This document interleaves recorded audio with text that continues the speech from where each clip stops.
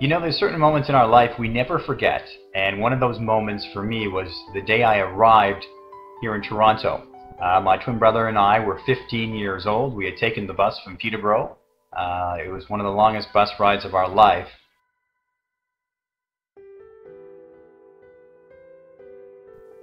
But we made it here, and we had a new home and a new school. Leaving your home is never an easy thing, and making a new one is even harder. We went straight to Northern Secondary School to look at the building, and we were very trepidatious. In fact, we were terrified. And it was the middle of the evening, and we saw this inner city school in the darkness, and to be very honest with you, it looked more like a prison than an actual high school. For two kids from a rural high school in Peterborough, it was quite the culture shock. But it's very interesting in life that you never know what's on the other side of your fear, because who would have guessed that inside the walls of this inner city school, waiting for us was one of the most extraordinary human beings we've ever met, our teacher, Mr. Bruno Scinto.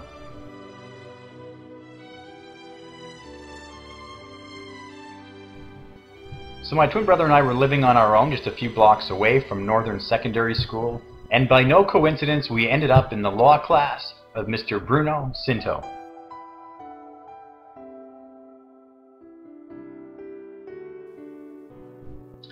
Room 305 was legendary at Northern. It's where Mr. Scinto held court for some 33 years. Now, he taught various subjects, but it was law that was his true passion.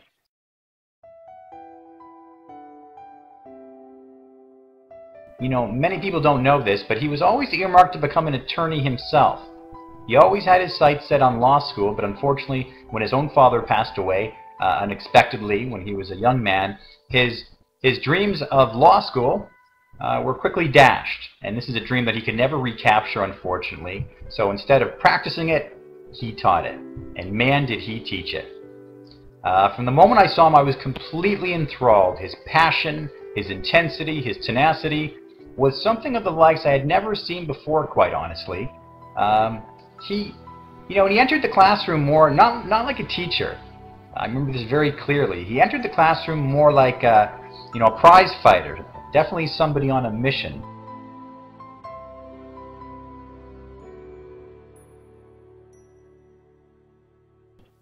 Steely-eyed, stone-faced, and set to do battle. His intensity was completely off the charts. Now, the joke around the school was that everybody on the third floor should get a law credit because his voice was so robust and so powerful that it echoed into the rooms, the classrooms, every classroom on the third floor. So, the joke was that everybody should get a law credit because everybody was learning law no matter what actual classroom they were sitting in. His voice and his passion was that powerful.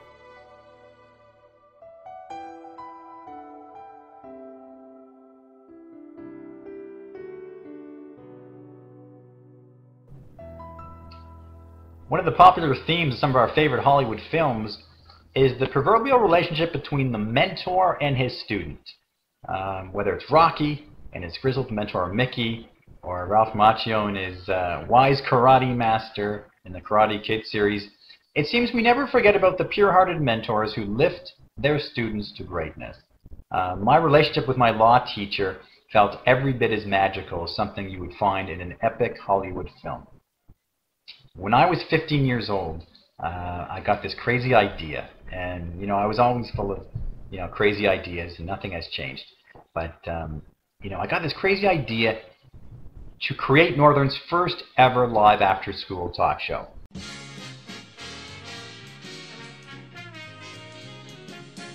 Inspired by Johnny Carson and David Letterman, I had this spinning around in my mind to host a late-night talk show, and I thought, it'd be great to host it in the basement library at Northern and invite celebrities to the school so I could interview them, and the students could, comprise the studio audience, and it would be a late-night talk show. It was pretty exciting. I went around the school, to tell people about this idea. I was so excited, but people didn't really, see the idea. They questioned it. They thought it would be a distraction for the school, I think. But Mr. Scinto was one. Well, there were a few people that supported me, but Mr. Scinto was the main guy who, stood behind my idea, and he believed in my talent, and he believed in my dream. And I can say that my dream to become a talk show host at 15 years old was born on the shoulders of my teacher. Anyways, Marilyn, right off the bat here, I'm going to tell you something. And you might think I'm crazy. That's okay, because most people do. I've been having this, I guess the best way is to kind of just throw it out at you. I've been having this dream, this reoccurring dream. It's kind of more a flash, a vision, an image than anything else. And, I'm trying to fit the pieces of the puzzle together. It doesn't make sense, really. I didn't say it made sense. Keep that in mind. I've been having this reoccurring flash of you and I, believe it or not, hosting the Oscars together. Oh, my goodness. Well, listen, I've never thought about it, but I'll have to do some thinking about it. But if you are going to co-host it with me, you better not be prettier than I am. And after the first show, there was kind of a little bit of a buzz around the school. How'd you get Marilyn Dennis on your show? And then I had Dan Shulman coming up in show number 2. And, some of the students and the teachers were starting to take an interest in the project. And one of the students did a little documentary about my show. And here's what Mr. Scinto had to say about his talk show prodigy 25 years ago. Well, I guess I'd have to say that he's a self-starter. He's not a quitter. When he has a goal that he wishes to pursue, he pursues it relentlessly. He seems to think that he's going to be a talk show artist. So, I don't know. I don't want to kill the dream, but perhaps he may do it one day. And that day came 13 years later when I landed my first official TV project, a reality TV show called The Dream Chaser. And I'll never forget, I was so excited, and I called my mentor right away. And, he said, "Congratulations, kid." Nobody was happier or more proud than he was. And as a token of appreciation, I decided to create a special role on the show for him. So with the help of my wardrobe department, we dressed him up as my personal chauffeur, and he drove me around the city as the cameras rolled. And I can tell you that having my mentor by my side as I taped my first TV special was one of the greatest, most exhilarating moments of my life. And here's a few minutes of Mr. Scinto and myself as we taped The Dream Chaser. Professional model. And it's a daunting challenge, but we're going to give it our best shot anyways. That's good. Great to have you here driving us. Did I mention that to you? Not as yet. Great to see you. But thank you. Okay, let's do it.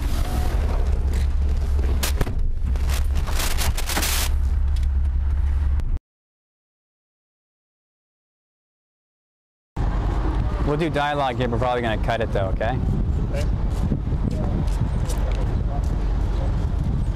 All right, now I'm going to just keep laughing. Why are you laughing? I'm dejected like 24 hours a day. Now there's time for me to be. I can't be.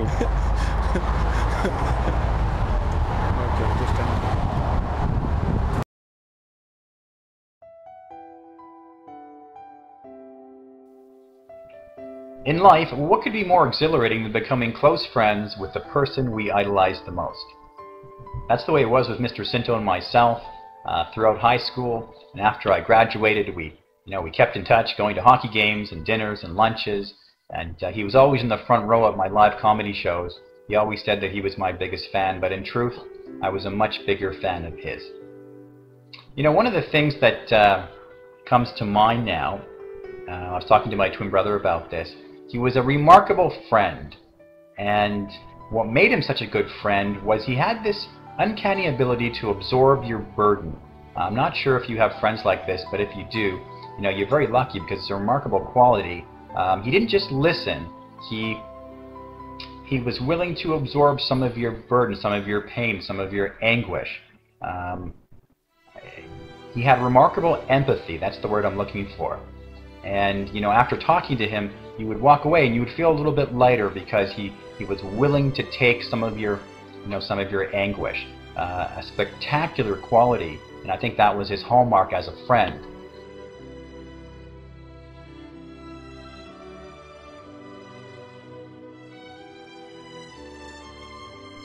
There are few people who can impact our lives like a good teacher. A teacher who is passionate about their subject matter is an instrumental force in our academic development, but a teacher who cares is an indispensable friend in the journey of our life.